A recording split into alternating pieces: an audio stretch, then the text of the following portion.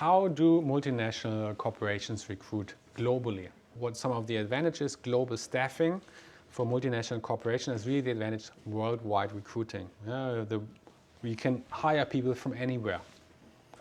If you're in some very specific markets and you seek very specific talent, specific designers, architects, engineers, professors, you name it, highly specialized positions, and then you have a huge pool of applicants or potential candidates. That's a huge advantage. Or very simple, a larger pool of low-cost labor. Very simple. If you want to diversify and reduce costs, you can go to markets where it's simply cheaper, or reduce costs even in your home market when importing people. Some limitations would be depending on your strategy. If you have this ethnocentric strategy, you're limited. You have a very limited talent pool.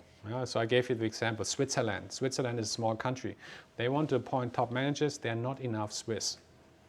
So I did my doctorate in St. Gallen, Switzerland, well-known business school. And if you graduate from that business school, you can choose your jobs at Swiss companies or any, because they don't have enough Swiss people. And I know all my friends, or even me myself, we got invited to all kinds of fancy recruiting events. Go with BCG to Mallorca. Go with McKinsey skiing in the mountains, 5-star resort. It's really flashy, really cool, nice, because there's a scarcity. And still they would like to hire people who are somewhat at least educated, if not locals, at least educated in the home market. Also American companies, they like this. Educated, if you're not American, at least be educated in the US. And then there can be more trust, and same would be maybe for Japanese companies and so forth. They prefer locals, or at least locally trained people, and then they can assume jobs later. But this would limit your talent pool, very simple. Then we have what else? Influenced by bounded rationality of managers. So that's also decisions, staffing decisions are also made by people. Very simple. And if you think of key positions, they are also then made by also key decision makers. And they have their own ideas, who and what. And that would also limit then maybe the opportunities whom you can hire, or maybe even broaden it. If you have a CEO who has lots of international experience, and we would like to hire more global talent. And the other aspect is also very important when making these broad ideas would be, where do we need to locate the job?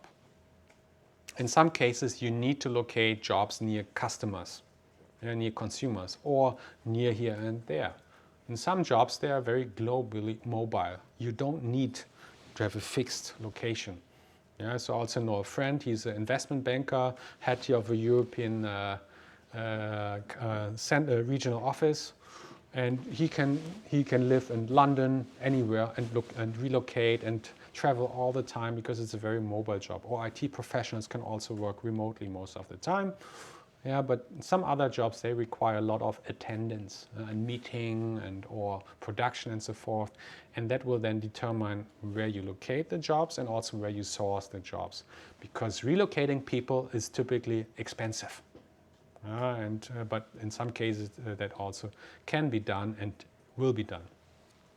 What we also then would like to think of is the recruiting source. How would we then recruit the people? And we can distinguish here maybe two aspects. One would be internal recruitment, and the other one would be external recruitment. So internal recruitment refers to recruitment from inside your own organization. So you will hire someone from your organization to a specific job position, because there's a job vacancy, and you will hire someone from inside your organization. External recruitment is you would hire someone from outside your organization into your organization. Each of these approaches has advantages. Here I've listed some. So for internal, you already know your people. They're inside your company.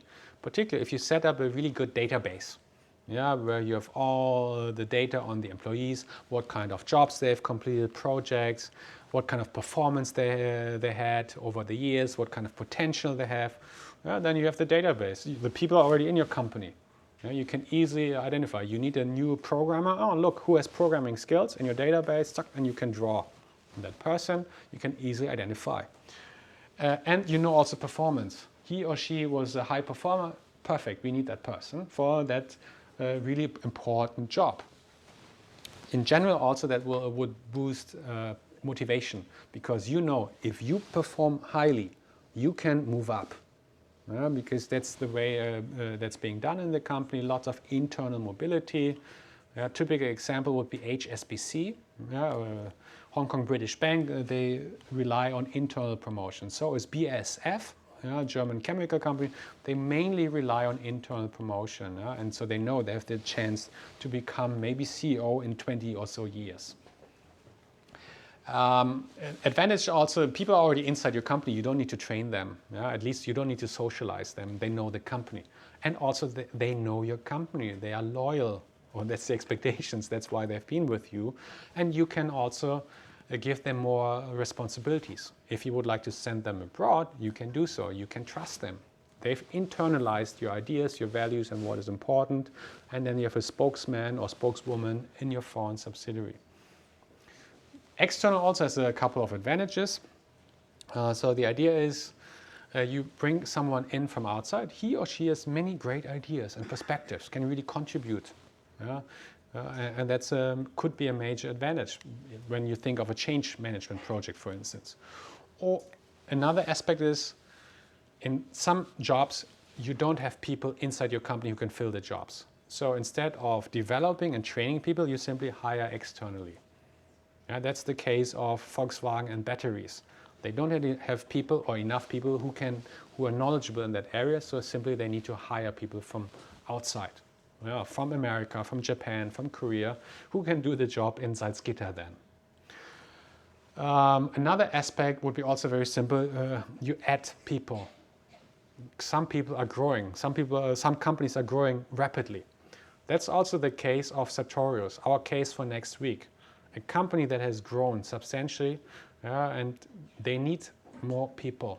And they can't do it internally. Otherwise, everyone needs to overwork multiple times, which is impossible. So they hire people, and you add people. And new people are typically also more flexible.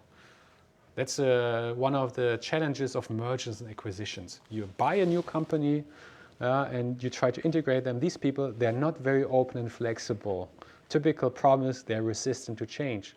But instead of buying a company, you simply hire individuals into the company, and because they want to join your company, and you hire them, and they need to adapt to your company. That's a major contrast to acquired or merged companies. And there are different ways then how to recruit these people. So both internal and external has advantages. Almost all companies rely on both internal and external recruitment. However, most companies have certain preferences. I gave an example. BASF would be a company that mainly tries to promote from within and only tries to hire at very early level or beginning level. And some other companies, investment banks, typically they hire at any level and frequently, because that's the way they do business, and it's very flexible. So how would then these global multinational corporations recruit people? Internally, it's fairly obvious. You have job posting on your intranet. That would be a common way. And then you have inventories, meaning you have a database of people who can do what. And you can simply look into this database. Oh, in this person, then we can try to promote this and that person. And then thirdly, also very commonly, is simply by network and referrals and so forth. That means, I'm a manager and I need to fill a new position, so I ask you, you know someone, he, she, someone knows someone, and then we can fill this position very easily through referrals. And that's very often the case, particularly at lower levels. And external, then it becomes more interesting, and there also there's quite some variation. The interesting part is here, global multinational corporation has multiple options, and also very often there are differences across countries. By law, but more often also because of a typical business practice and cultural preferences. And then recruitment is one of the functions that is typically more localized than other aspects of HR or of business in general, because that's like interacting with consumers or with applicants. So what we have here for entry level mainly, or lower levels, would be field recruitment. What I mean by that is typical what we consider college recruitment. We have various events. I think PwC will come for a sustainability workshop, and they want to interact with Göttingen students. Essentially, that's a recruiting event, yeah, because they want to get to know people. So very often, college recruitment, all these events, they're quite cost intensive, cost and time intensive. Foreign companies, very often they're small. Yeah, HSBC has, I don't know, 100,000 people worldwide. How many do they have in Germany? I don't know. Maybe they have business in Frankfurt. Maybe they rather participate in Frankfurt, if at all. Yeah, but foreign companies are very often, they don't interact so much. Also, like here, your classmate said, first of all, they don't have the good local networks and knowledge. Second, they don't have the resources. And also consider the size very often. They're small units. So they don't do that, or if very targeted efforts and limits. And particularly the smaller they come. If the foreign company gets bigger, then typically they also engage in such activities. Because you need to, and also very often you would come once and again and to maintain these relationships. So foreign companies very often do not engage in these types of activities. Then talking about other aspect would be advertisements. That sounds a little funny nowadays. 20 years ago, companies, they found people by placing a job ad in the newspaper. Yeah, we had this survey here in this class before. Who reads a newspaper here? No one. Yeah. Who reads a magazine? No one. Yeah? It's all now internet. For some jobs, however, we still use these kind of ads. Bulletin boards, newspaper, maybe even on your factory door, but that's mostly for lowly qualified jobs. Factory jobs, yeah, or need help. Restaurant has like this paper in the window. We need a waitress, yeah, like this and that. So for lowly skilled, advertisements work well, but for highly qualified, I think that's something of the past. But foreign companies, if they produce in a foreign country, they need to also to fill these jobs. A common place is employee referrals.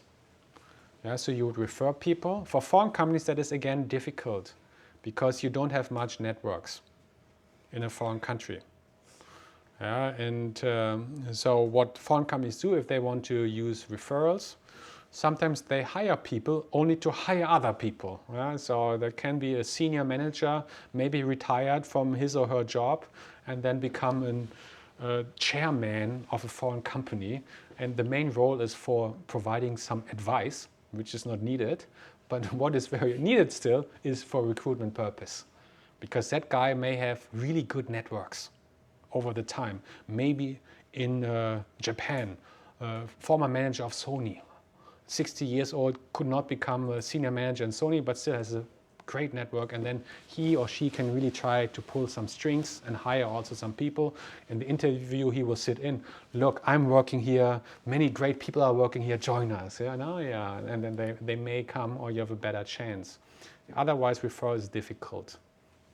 But also can be used, and the larger the company gets, then of course you have a greater network and they can invite their friends, colleagues and so forth to join the company. The common way of recruiting nowadays is probably internet, all kinds of internet. If you're a big company, you have your homepage, that attracts a lot of traffic. Yeah, if you are IBM, Google and you name it, people will want to work for your company and they will just check out your homepage. But if you're a B2B company, no one heard of you, no one will check out your homepage. Yeah? That's a sad reality. So what then, you have these platforms, Monster, Stepstone, you name it, where you can place your job ads. And now the big giant in internet recruitment is LinkedIn. And that's also internationally in many, many markets. So also for you, if you're looking for a job or if you want to be found by some recruitment agent, then place your profile on LinkedIn. And the more you advance, and in some professions, you get contacted all the time. And I know my friend who's a medical doctor or IT professional, and then you get all the time, every month, every week, you get inquiries. Looking for a job? Is that something for you? Oh, blah, blah, blah, great company, and so forth. And then you can just whatever. You can see if you would like to follow up or not. Or if you want to find a job. And LinkedIn is also, I'm not working for LinkedIn, yeah? So don't get me wrong, I'm not making promotion or whatsoever, but also as a recruiter. Has great advantages because you see the resume right away. Yeah, it's like people are naked in front of you and you can see, oh, this, because they want to sell themselves or their skill set, yeah, to find a job. And it works in many countries. It's relatively reasonable in terms of pricing. Yeah, because the other option then as a foreign company would be to hire a professional recruitment agency, a headhunter, executive search company if you're thinking of managers. Because the situation very often is still the foreign company is fairly unknown, so you need to rely on certain agencies or internet and so forth. And the headhunter typically charges 30% of your annual salary as a commission. Yeah, so that's quite substantial. Imagine a manager would earn a salary of 200,000 euros. So it's an upper mid-level manager or a manager, and then you have to pay 60,000 euros in commission. So that costs quite a bit. But still, that's fairly common for foreign companies, particularly the higher the positions, the more difficult it is to find people. And then you rely on these professional agencies. One example also you can think of football. Football players. You have these agents. They charge 10 million to place Ronaldo in a different team and so forth. Huge commissions, and that also happens for senior managerial staff and senior key personnel. And there the market is really scarce.